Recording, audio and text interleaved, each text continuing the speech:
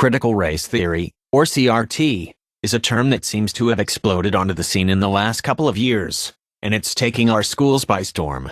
That is why I want to talk to you about what CRT is, where it came from, and how to spot CRT concepts in curricula. I know many of you are planning to run for a school board, and I applaud you for doing that. What I plan to talk about today will help you in that process. If you're not running for school board, but are thinking about it or are interested in learning about CRT, this is for you too. So let's dive in. I want to begin by telling you a story. It's a synopsis of a short story written by Derek Bell, one of the key founders of critical race theory. It's December 1999. The American people have heard announcements that visitors from outer space called the space traders will be landing in America on January 1st, 2000, on 1,000 spaceships. When they arrive on January 1st, they announce that they plan on coming back in 16 days and will bring three things with them: enough gold to bail out federal, state, and local governments in the United States, special chemicals capable of unpolluting the environment, and a safe nuclear engine and fuel to relieve a diminishing supply of fossil fuel. In return, the space traders want only one thing: to take back to their home star all the African Americans who live in the United States. They give the American people 16 days to decide whether or not to take them up on the offer. For 16 days, the American people argue back and forth over what to do. Finally, January 17th, the last Martin Luther King holiday the nation would ever observe, dawned on an extraordinary sight. The space traders had arrived from outer space and unloaded the gold, minerals, and machinery they promised. Crowded before their ships were 20 million silent black men, women, and children. As the sun rose, the space traders directed them to leave behind all but one undergarment, then line up and board the ships. With U.S. guards behind them, there was no escape. Black people boarded the ships, arms now linked by chains, leaving the New World, as their forebears had arrived. The story I just told you is deeply disturbing, and the fact that it was devised by one of the key founders of critical race theory tells you a lot about what Derek Bell thought about America. White people in America would choose, according to Bell, to send black Americans to outer space in exchange for material goods. That is cynical, and it's sick. Derek Bell was a professor at Harvard Law School in the 1970s and 80s when he developed an academic movement along with other scholars, notably Richard Delgado and Gene Stefancic. When you look at critical race theory, their names pop up repeatedly. We'll get more into how they shaped critical race theory, but first I want to delve into how CRT is based on Marxism. So what's the relationship between CRT and Marxism? Well, CRT is to Marxism what branches are to a tree trunk. Marxism views society as a fundamental conflict between oppressors and the oppressed. Karl Marx viewed this dynamic through the lens of class, where the bourgeoisie were the oppressors and the proletariat were the oppressed. CRT takes that Marxist outlook and teaches that white people are the oppressors and people of color are the oppressed. In the 1970s, many Marxists became law professors, and a group of Marxist professors at Harvard Law School developed what's known as critical legal theory.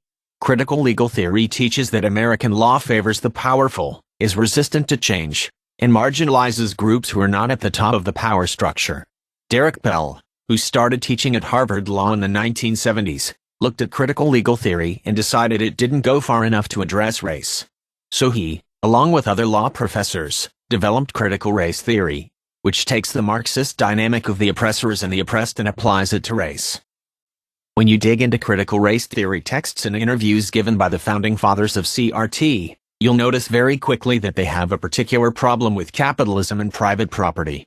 In a book titled Critical Race Theory in Education, which is a compilation of essays by critical race theorists on CRT's adoption in our education system, essay after essay takes issue with capitalism and private property. The authors of one essay claim that American society is based on property rights instead of human rights, and that the intersection of race and property is a central construct in understanding a critical race theoretical approach to education. Further, the authors also claim whiteness is the ultimate property, which echoes CRT founder Derek Bell. Critiques of capitalism and property have been threads in the CRT quilt since the very beginning, and they are still very much at the center of CRT today. In his best-selling book How to Be an Anti-Racist, Ibram Kendi, a proponent of CRT, writes that to love capitalism is to end up loving racism. To love racism is to end up loving capitalism. The conjoined twins are two sides of the same destructive body, and that popular definitions of capitalism, like popular racist ideas, do not live in historical or material reality. Capitalism is essentially racist. Racism is essentially capitalist. They were birthed together from the same unnatural causes, and they shall one day die together from unnatural causes. You know who else hated capitalism and private property? Karl Marx. And critical race theory so clearly borrows from Marxism that critical race theorists actually believe there is a direct line from Marxism to CRT. What you're looking at is what critical race theorist Tari Yeso calls an intellectual genealogy of critical race theory. As you can see, there is a direct line from Marxism to critical race theory. There is just no doubt about it. Critical race theory is based on Marxist ideas. Not only do critical race theorists look at American law and history through a Marxist lens, they believe the progress of the civil rights movement stopped in the 1960s, and more needs to be done to deal with the more subtle manifestations of racism. To address this, critical race theorists agree on three main tenets that Richard Delgado and Gene Stefancic lay out in their book titled Critical Race Theory, an Introduction. First, critical race theorists believe racism is so ingrained in America that it is the common, everyday experience of most people of color in this country.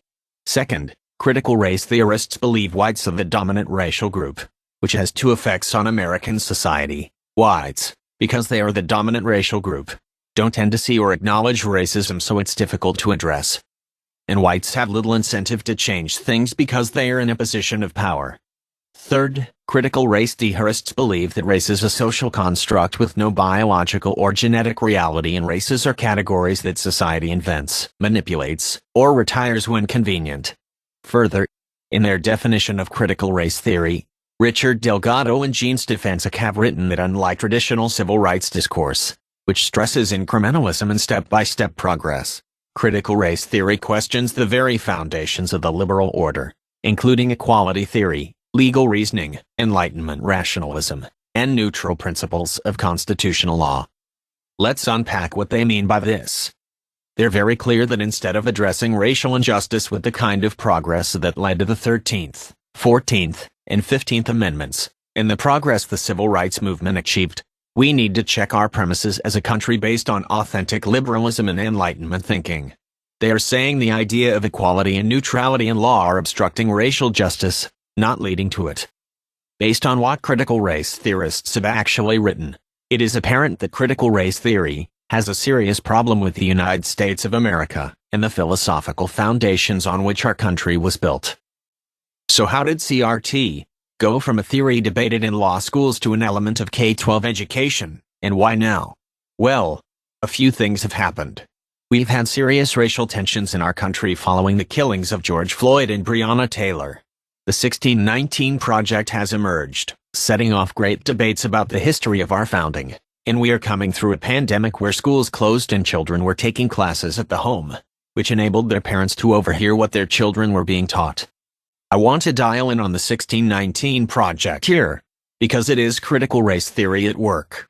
The 1619 Project is a series of articles written for a special edition of the New York Times magazine, led by journalist Nikole Hannah-Jones. In the words of the New York Times, the 1619 Project aims to reframe our country's history.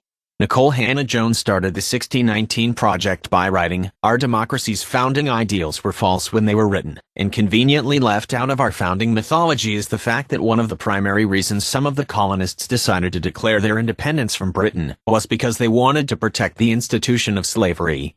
Despite complaints by renowned historians about false claims in the 1619 Project and multiple corrections by the New York Times, Nikole Hannah-Jones won the Pulitzer Prize in 2020 and is now going to be teaching at Howard University. The 1619 Project espouses the view of American history that CRT does. And one of its articles was even titled, "American Capitalism is Brutal." You can trace that back to the plantation. But despite the 1619 Project's errors, it's being taught in schools in Washington, D.C., Buffalo, Newark, and Chicago.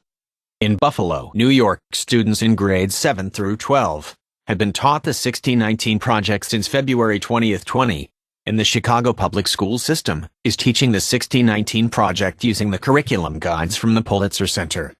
There's no question that all students need to learn about the evil of slavery, about Jim Crow, and about the horrible racial discrimination we've had in our country. But to reinvent the story of the American founding from 1776 and the birth of the United States and characterize slavery as the beginning of America is to distort what America is all about. On top of all of this, liberal teachers' union bosses are also in favor of teaching CRT in schools.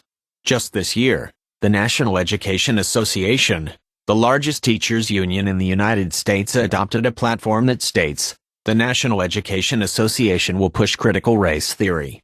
The National Education Association will provide an already created, in-depth study that critiques empire, white supremacy, anti-blackness, anti-indigeneity, racism, patriarchy, cis-heteropatriarchy, capitalism, ableism, anthropocentrism, and other forms of power and oppression at the intersections of our society, and that we oppose attempts to ban critical race theory and/or the 1619 Project.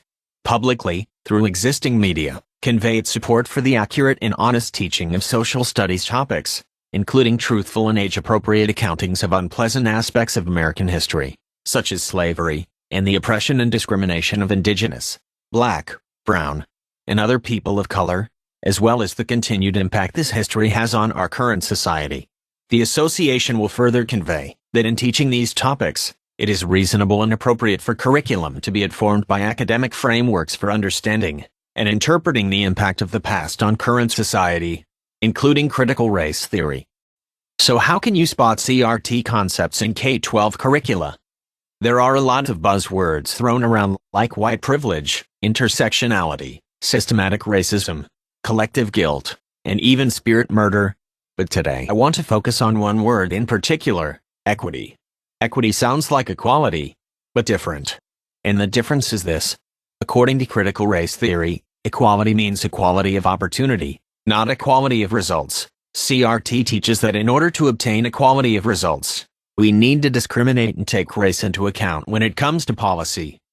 For example, in his book How to Be an Anti-Racist, Ibram Kendi says the defining question is whether the discrimination is creating equity or inequity.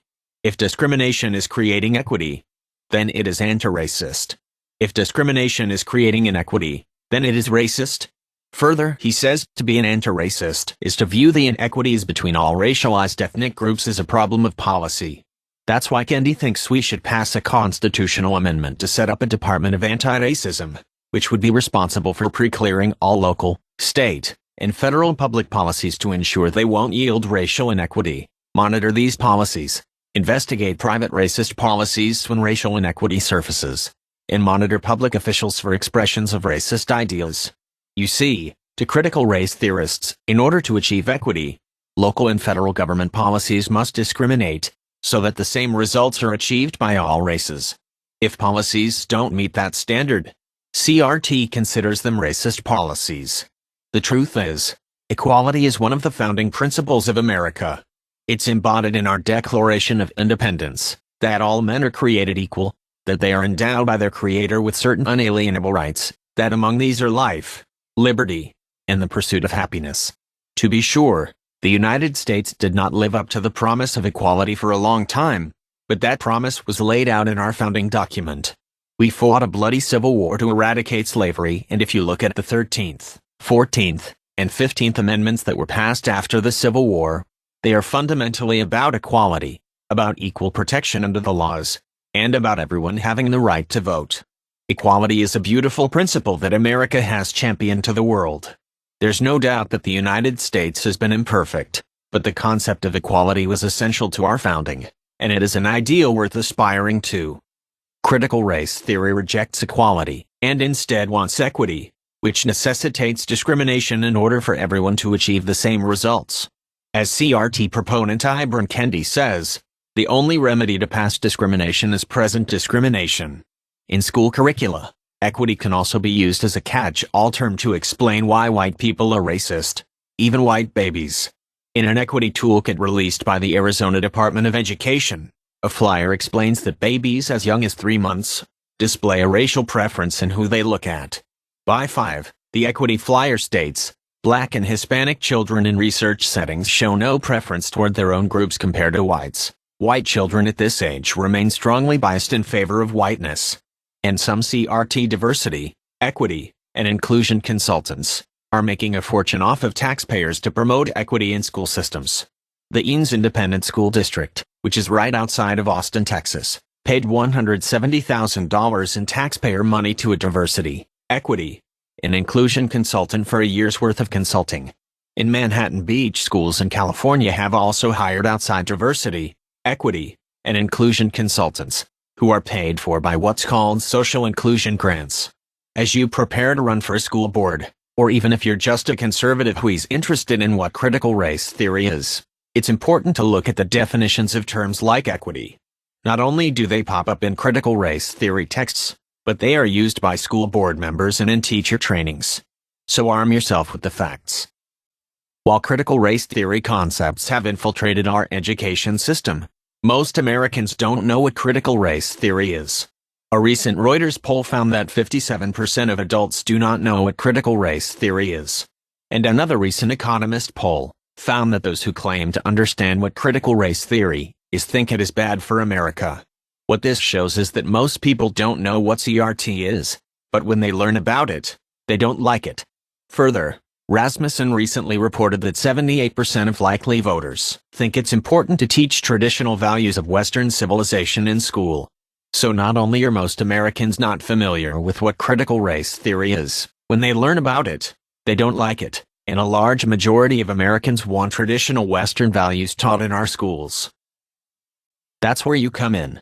As more and more people like you research what critical race theory is, and develop a working knowledge of how it's being used in schools across the country, I believe we can activate and effectively push back against it. And we're starting to see what can happen when conservatives stand up and act.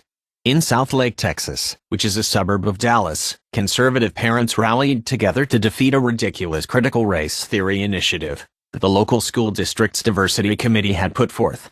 The conservative parents were able to band together to fight this, and they got 3 times as many people to show up and vote in the school board elections than usually vote. And guess what? They won the school board elections about 70-30, a huge margin. That's what happens when we have grassroots leaders like you pushing back against critical race theory. Together, I think we can defeat critical race theory in our schools and make sure that students learn the true history of America, the story of American greatness.